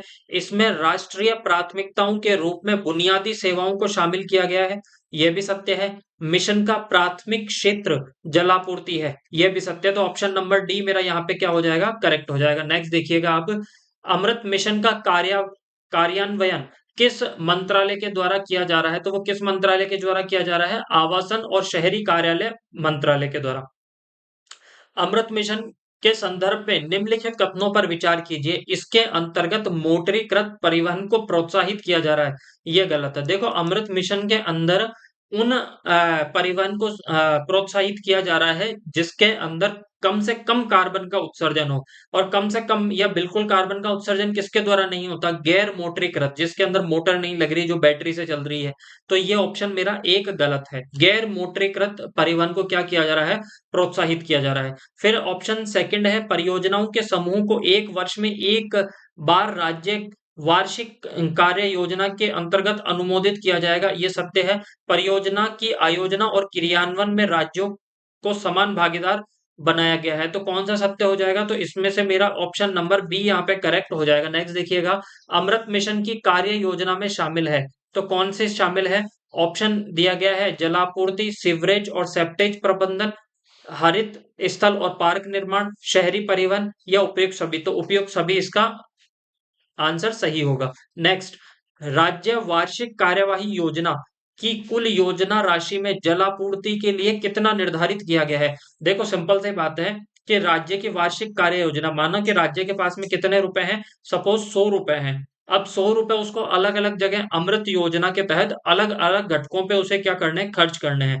तो ये पूछ रहा है कि उस पे जलापूर्ति के लिए कितना किया जा रहा है। तो याद रखिएगा, 100 का 50%, मतलब जो टोटल पैसा है उसका 50% तो किसके लिए? जल की आपूर्ति के लिए खर्च किया जा रहा है। जलापूर्ति के लिए, किसके लिए? जलापूर्ति के लिए। और सिवरेज के लिए कितना किया जा रहा है? तो सिवरेज के लिए किया जा रहा है आपके 42%। ये जरूर याद रखिएगा। ये किसके लिए किया जा रहा है? आपके, ये किया जा रहा है आपके सिवरेज, किसके लिए? सिवरेज के लिए खर्च किया जा रहा है, और वो कितना किया जा रहा है? आपके 42%। ये जरूर याद रखिएगा। नेक्स्ट देखिएगा आप, आ, अमृत मिशन के अंतर्गत सीवरेज कवरेज का कितना लक्ष्य रखा गया? देखो, अभी मैंने जो आपको चीज बताई उसमें इसमें डिफरेंस क्या है? देखो, 100 रुपए में से 100 रुपए में से कितना खर्च किस पे किया जाएगा? सिवरेज के कवरेज पे। कितना खर्च किया जाएगा? वो किया जाएगा 42%।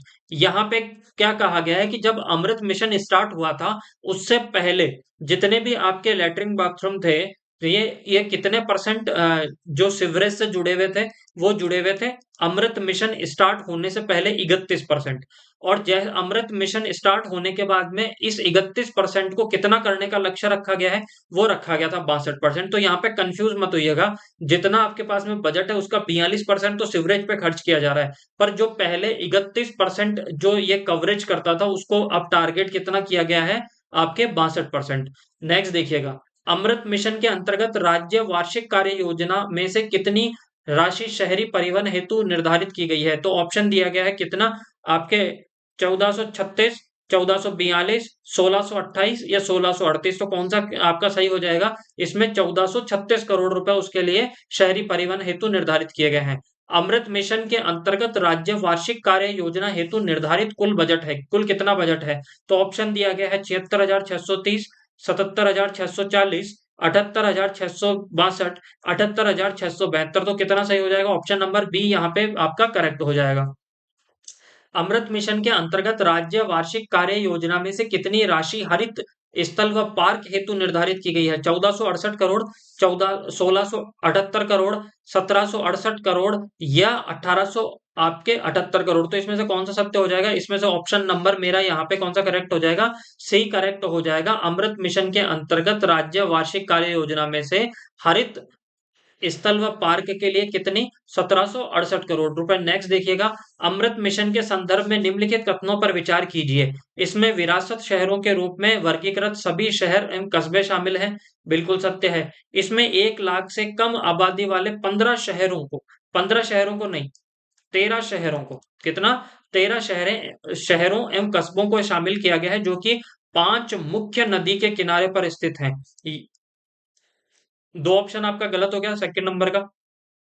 पर्वतीय राज्यों, द्वीप समूह और पर्यटन स्थलों से 10 शहर चुने गए हैं। तो कौन सा सत्य हो जाएगा? इसमें मेरा 1 और 3 यहाँ पे क्या है? सत्य है। नेक्स्ट देखिएगा आप, अमृत मिशन के अंतर्गत वार्षिक बजटीय आवंटन का कितना प्रतिशत परियोजना निधि के तौर पर आवंटित किया गया है? कितना? 65%, 80%, 85% या 90%। तो कौन सा सही हो जाएगा? वो हो जाएगा ऑप्शन नंबर आपका बी। ठीक है, आपके कितना अमृत मिशन के अंतर्गत वार्षिक बजटीय आवंटन का कितना प्रतिशत परियोजना निधि के तौर पर आवंटित किया गया? तो कितना? आपका 80%। नेक्स्ट देखिएगा, अमृत मिशन के अंतर्गत वार्षिक बजटीय आवंटन का कितने प्रतिशत सुधारों के लिए प्रोत्साहन राशि के तौर पर आवंटित किया गया है? तो कितना किया गया है? वो 10% आपके यहाँ पे किया गया है। तो ये चीज आपको याद रह जाएगी। नेक्स्ट देखिएगा, अमृत मिशन के अंतर्गत वार्षिक बजटीय आवंटन का कितने प्रतिशत प्रशासनिक एवं कार्यालय व्यय राज्य निधि एवं शहरी विकास मंत्रालय निधि के हैं क्रमशः? तो कौन सा है आपका? 6%, 4%, 4% या 6%, 8% या 2% और 2% या 8%। तो कौन सा सत्य हो जाएगा मेरा? 8% और 2%। नेक्स्ट देखिएगा, अमृत मिशन के अंतर्गत राजस्थान राज्य का वार्षिक कार्य योजना हेतु निर्धारित बजट कितना है?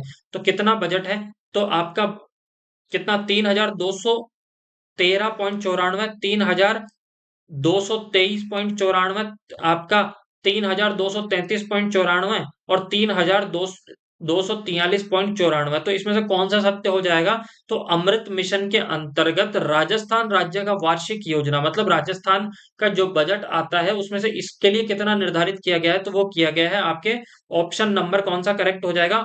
ऑप्शन नंबर मेरा करेक्ट हो जाएगा बी। कितना? 3,223.94 करोड़। ठीक है, याद रह जाएगा। तो अब ये याद रख लीजिएगा कि ये जो आपके अमृत मिशन के लिए है ना, इसमें राजस्थान राज्य के द्वारा जो बजट जो तय किया गया है, वो उल्टा सीधा एक समान है। उल्टा सीधा का मतलब कैसे? कि 32 32 का उल्टा कितना हो गया आपके? 23। इस तरीके से आप इसको याद कर लीजिएगा। नेक्स्ट देखिएगा आप, अमृत मिशन के अंतर्गत राजस्थान को केंद्रीय सहायता के रूप में कितनी राशि प्राप्त हुई है? कितनी प्राप्त हुई है? 1541.95 करोड़, 1551.95 करोड़, 1561.95 करोड़ या 1571.95 करोड़। तो कौन सा करेक्ट हो जाएगा? ऑप्शन नंबर ए मेरा यहाँ पे करेक्ट हो जाएगा। अमृत मिशन के संदर्भ में निम्नलिखित कथनों पर विचार कीजिए। इसमें केंद्र और राज्य की भागीदारी समान है, बिल्कुल सत्य है। राज्यों के 50% में से राज्य का हिस्सा 30% है, स्थानीय निकाय का हिस्सा 20% है, ये भी सत्य है। जयपुर, जोधपुर, कोटा नगरीय निकायों के लिए केंद्र एवं राज्य स्थानीय निकायों का हिस्सा 33.33% है। देखो, ये क्या है, आप सिर्फ ये याद रखिएगा कि जो अमृत मिशन है ना, उसके अंदर सपोज 100 रुपए का खर्चा हुआ है, तो 100 में से 50% किसके द्वारा, सेंट्रल गवर्नमेंट, और 50% स्टेट गवर्नमेंट के द्वारा। अब ये जो राज्य सरकार 50% खर्चा करती है, ये 20% तो क्या करती है कि ये किससे लेती है, नगरीय निकायों से, और खुद करती है 30%।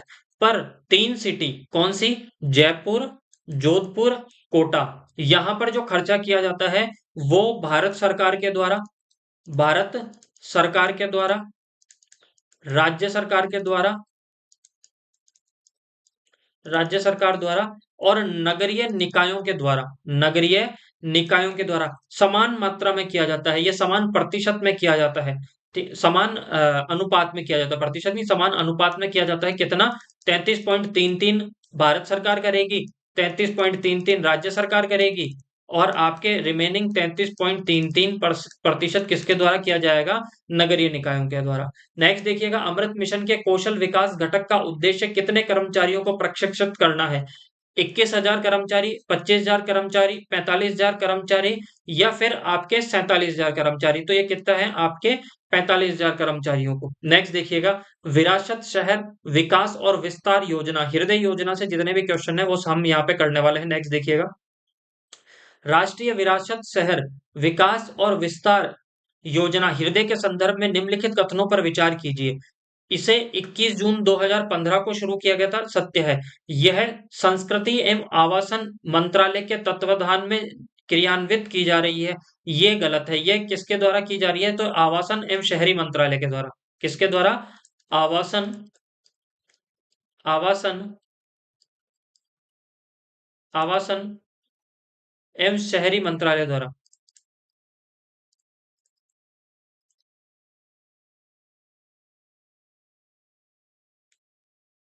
आवासन एवं शहरी मंत्रालय के द्वारा,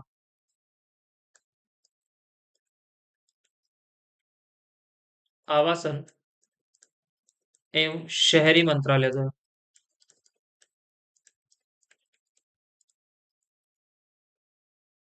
ठीक है, तो ये ऑप्शन तो गलत हो गया। तो जहां जहां पे भी दो आ रहा है वो सारे ऑप्शन गलत है, जहां पे भी दो आ रहा है वो सारे ऑप्शन गलत है। तो ऑप्शन नंबर डी मेरा करेक्ट हो जाएगा। यह एक केंद्रीय क्षेत्रक परियोजना है, बिल्कुल योजना के अंतर्गत 500 करोड़ रुपए का आवंटन किया गया है, ये ऑप्शन भी सत्य है। तो नेक्स्ट देखिएगा आप, निम्नलिखित में से कौन सा समय समूह हृदय योजना में शामिल है, तो कौन सा है, अजमेर, अमरावती, अमरोहा, अमरोहा शामिल नहीं है, तो ये ऑप्शन गलत हो गया। प्रयागराज, वाराणसी और वारंगल, वाराणसी, वेलकन्नी, कांचीपुरम, और अमरावती, बादामी और भुवनेश्वर। तो यहाँ पे भुवनेश्वर आपके शामिल नहीं है। ठीक है, तो ये ऑप्शन भी गलत हो गया। प्रयागराज, वाराणसी और वारंगल, इसमें प्रयागराज आपके शामिल नहीं है, तो ये भी आपके, तो कौन सा सही हो जाएगा, ऑप्शन नंबर सी करेक्ट हो जाएगा, वाराणसी, वेलकन्नी और कांचीपुरम हृदय योजना के उद्देश्यों में शामिल है। ऐतिहासिक इमारतों की रेट्रोफिटिंग, सत्य है। विरासत आधारित उद्योगों की क्षमताओं का विकास, ये भी सत्य है। सार्वजनिक निजी की भागीदारी में प्रबंधन करना, ये भी शामिल है। तो ऑप्शन नंबर कौन सा करेक्ट हो गया, मेरा डी यहाँ पे करेक्ट हो जाएगा। नेक्स्ट देखिएगा, हृदय योजना के संदर्भ में निम्नलिखित कथनों पर विचार कीजिए। विरासतों का दस्तावेजीकरण एवं मानचित्रण किया जाएगा, सत्य है। ज्ञान प्रबंध एवं कौशल विकास संबंधी कार्यक्रम इसमें शामिल है, ये भी सत्य है। विरासत पुनरुद्धार का प्रावधान इसमें शामिल है, ये भी सत्य है। तो ऑप्शन नंबर डी मेरा यहाँ पे करेक्ट हो जाएगा। नेक्स्ट देखिएगा, हृदय योजना हेतु राष्ट्रीय परियोजना प्रबंधन इकाई है, कौन सी है, तो ऑप्शन ए है राष्ट्रीय शहरी मामलों का संस्थान, राष्ट्रीय वास्तुकला का संस्थान, आईआईटी दिल्ली, नीति आयोग। तो ऑप्शन नंबर कौन सा करेक्ट हो जाएगा, ऑप्शन नंबर ए मेरा यहाँ पे करेक्ट हो जाएगा। हृदय राष्ट्रीय अधिकार प्राप्त समिति का अध्यक्ष कौन है, माननीय प्रधानमंत्री, महामहिम राष्ट्रपति। तो ये ऑप्शन तो देखते ही गलत हो जाएगा। शहरी विकास एवं आवासन मंत्रालय, ये भी गलत है। तो सचिव कौन, आपका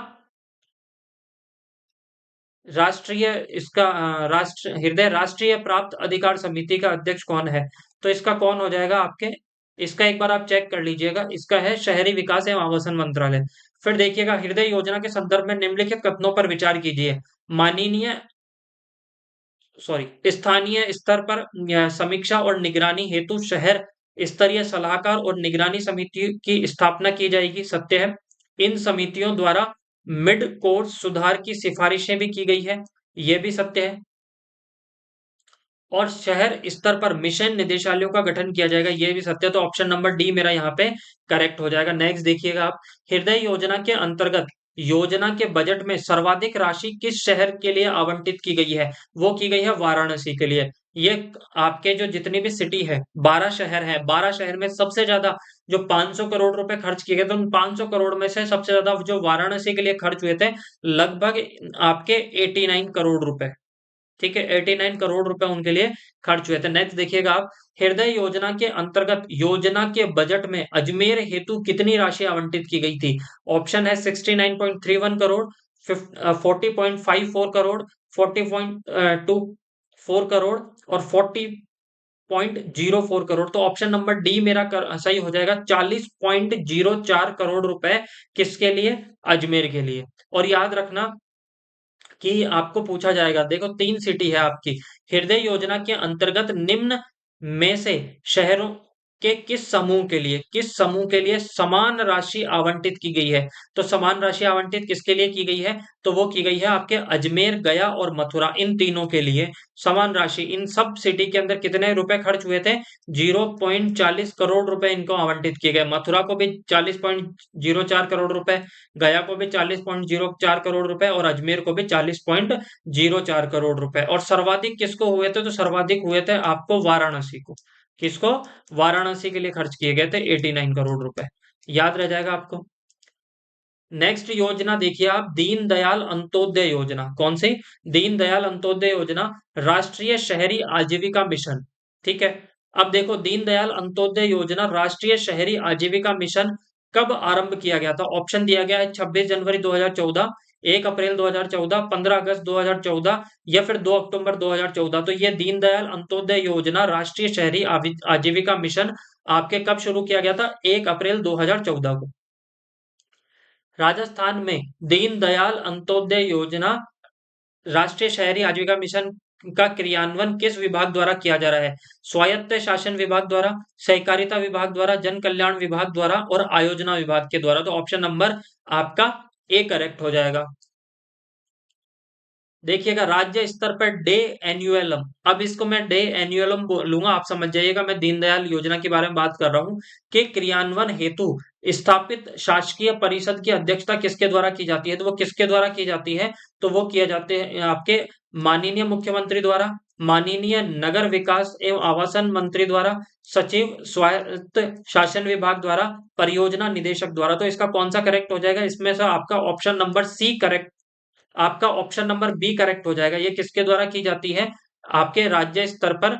तो किसके? माननीय नगरीय विकास एवं आवासन मंत्री द्वारा। ठीक है, याद रह जाएगा। नेक्स्ट देखिएगा आप, डे एन्युअलम को आरंभ में कितने नगर निकायों में क्रियान्वित किया गया था? जो दीनदयाल अंत्योदय योजना है, इसको शुरुआत के कितने नगरीय निकायों में क्रियान्वित किया गया था? तो ये नगरीय कितने में? 40 नगरीय निकायों के अंदर इसको क्रियान्वित किया गया था। नेक्स्ट देखिएगा आप, आपका दीनदयाल अंत्योदय योजना के अंतर्गत सभी नगरीय निकायों को कब शामिल किया गया था? 2015-16 में, 2016-17 में, 2017-18 में या 2018-19 में?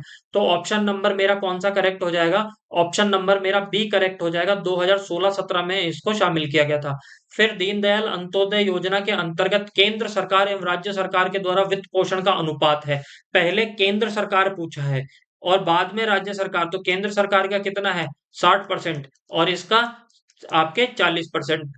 तो ये देखिएगा, और अगर पहले राज्य सरकार और केंद्र सरकार देता तो बी ऑप्शन करेक्ट हो जाता। नेक्स्ट देखिएगा, आपके दीनदयाल अंत्योदय योजना के अंतर्गत किस माध्यम से वित्तीय सहायता प्रदान की जाएगी? कौन से?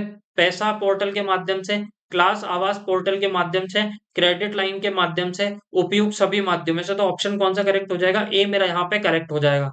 दीनदयाल अंत्योदय योजना के पात्र होंगे शहरी गरीब परिवार, आस्था कार्ड धारक, ऐसे परिवार जिनकी वार्षिक आय 3 लाख रुपए से कम है, तो कौन सा सत्य हो जाएगा? तो ऑप्शन नंबर डी मेरा करेक्ट हो जाएगा। ये सारे के सारे लोग दीनदयाल अंत्योदय योजना के पात्र होंगे।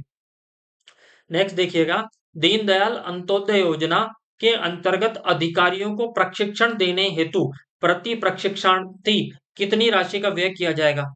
5,000, 7500, 9,000, 9,200। तो ऑप्शन नंबर बी मेरा करेक्ट हो जाएगा कि दीनदयाल अंत्योदय योजना के अंतर्गत अधिकारियों को प्रशिक्षण देने के लिए कितनी राशि व्यय होगी? हर एक अधिकारी पर 7500 रुपए खर्च हो जाएंगे। दीनदयाल अंत्योदय योजना के अंतर्गत दी जाने वाली सहायता राशि के संदर्भ में निम्नलिखित कथनों पर विचार कीजिए। सहायता राशि प्रत्यक्ष लाभ हस्तांतरण DBT direct to bank transfer के माध्यम से दी जाएगी, सत्य है। सहायता राशि पैसा पोर्टल के माध्यम से हस्तांतरित की जाएगी, यह भी सत्य है।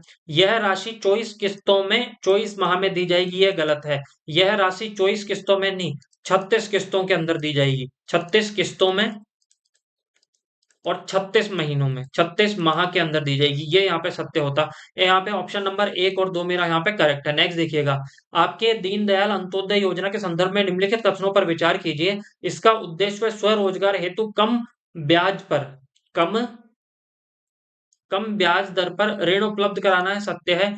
कौशल प्रशिक्षण के माध्यम से शहरी गरीबों को रोजगार के बेहतर अवसर उपलब्ध कराए जाएंगे, ये भी सत्य है। शहरी गरीब महिलाओं को महिला एवं स्व सहायता समूह में संगठित किया जाएगा, यह भी सत्य। तो ऑप्शन नंबर डी मेरा यहाँ पे करेक्ट हो गया। दीनदयाल अंत्योदय योजना के अंतर्गत शहरी बेघरों के लिए आश्रय निर्माण संचालन एवं अनुरक्षण हेतु वित्तीय सहायता प्रदान की जाएगी, सत्य है। शहरी पथ विक्रेताओं को गरिमामय रूप से आजीविका के अवसर प्रदान करने पर बल दिया जाएगा, यह भी सत्य है। तो ऑप्शन नंबर मेरा यहाँ पे सी करेक्ट हो जाएगा। नेक्स्ट देखिएगा, आपका एस एच जी क्या होता है? Small housing, sorry, self help groups.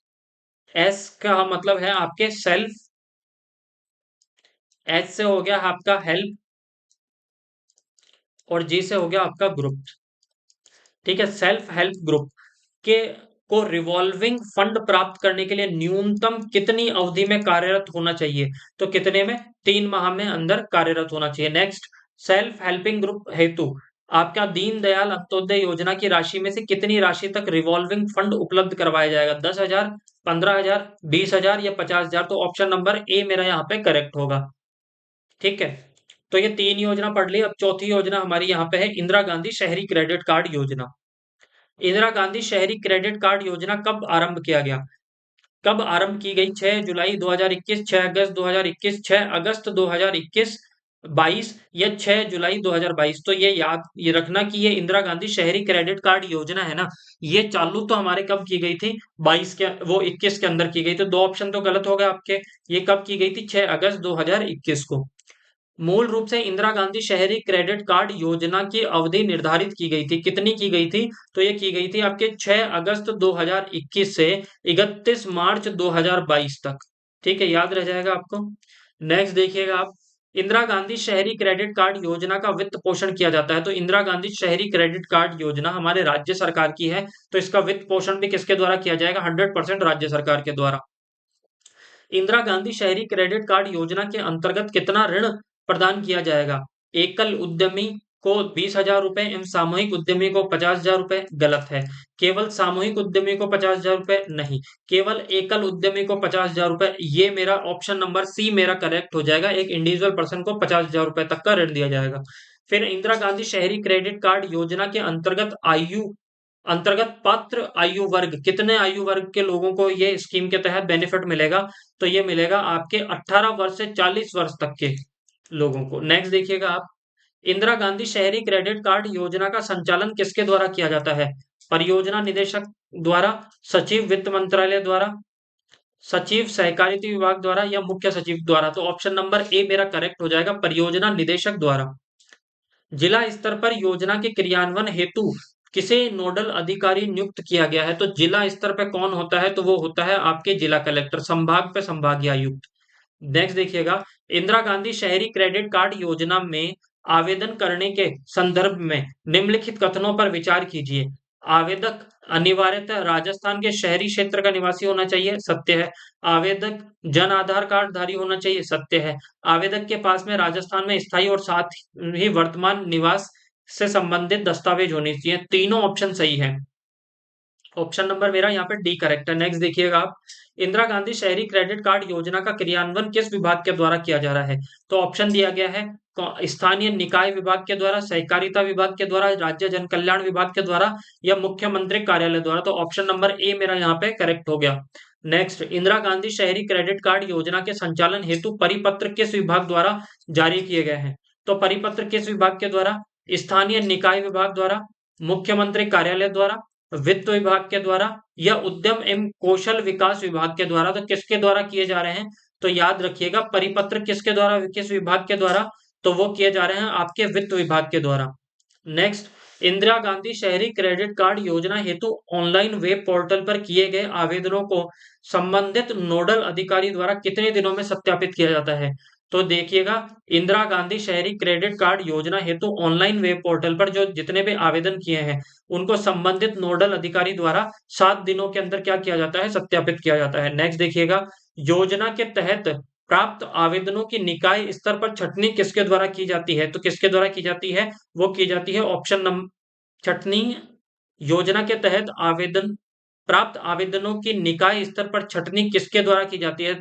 तो ये की जाती है आपके स्क्रीनिंग कमेटी के द्वारा। किसके द्वारा? स्क्रीनिंग कमेटी के द्वारा। नेक्स्ट देखिएगा आप, इंदिरा गांधी शहरी क्रेडिट कार्ड योजना के संदर्भ में निम्नलिखित कथनों पर विचार कीजिए। ऋण वितरण के हेतु बैंक द्वारा कार्य लागत का कोई कोटेशन नहीं लिया जाएगा, सत्य है। स्ट्रीट वेंडर श्रेणी के आवेदनों के लिए ऊपरी सीमा निर्धारित नहीं की गई, ये भी सत्य है। योजना के आवेदन हेतु निकायों द्वारा निर्धारित नाम मात्र का शुल्क वसूला जाएगा। याद रखिएगा, इंदिरा गांधी शहरी क्रेडिट कार्ड योजना में यदि कोई व्यक्ति पात्र है और वो इसके लिए फॉर्म फिल करता है तो उससे कोई भी चार्ज नहीं वसूला जाएगा। तो ऑप्शन नंबर कौन सा सत्य होगा? 1 और 2।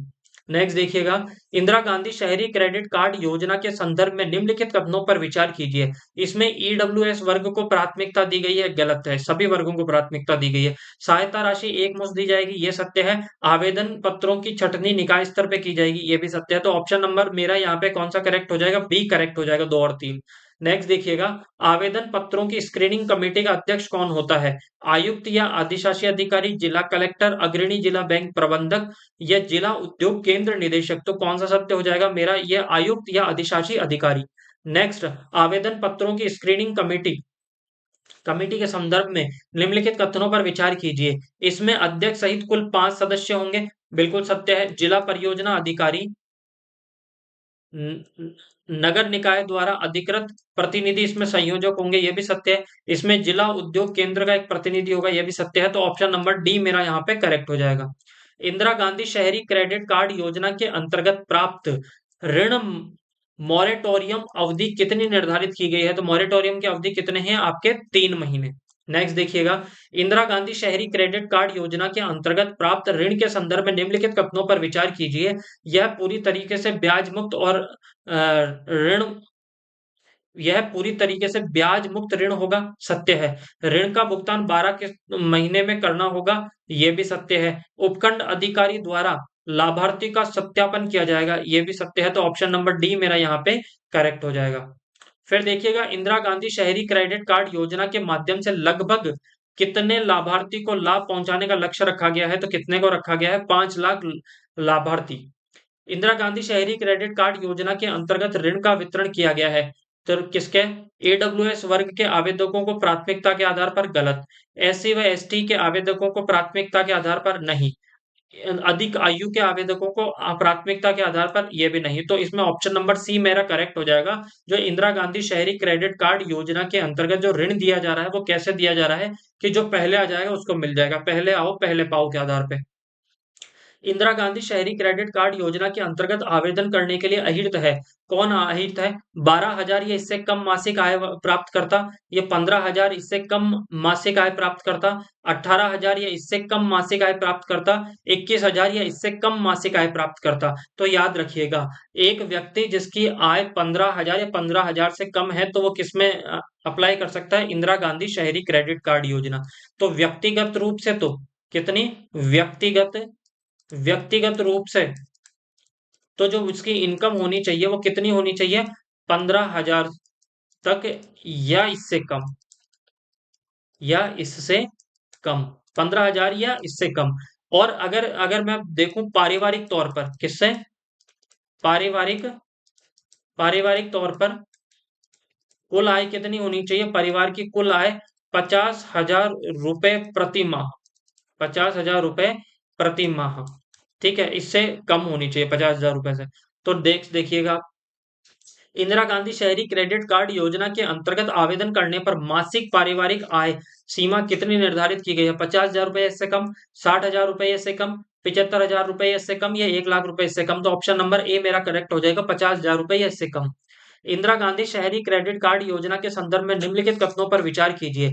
जिला रोजगार केंद्र में पंजीकृत बेरोजगार भी ऋण हेतु पात्र होंगे, सत्य है।